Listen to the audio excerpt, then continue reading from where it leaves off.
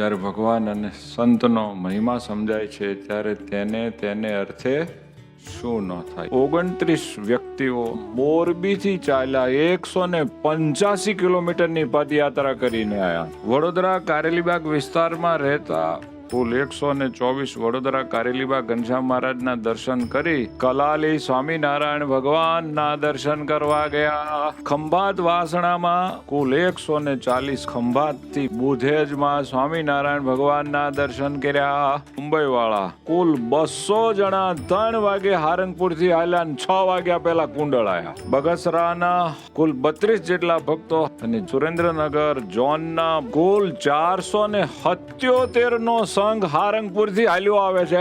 વાપીવાળા અને દુફણિયા ગામના પદયાત્રા કરીને કુંડળ ધામ આવશે.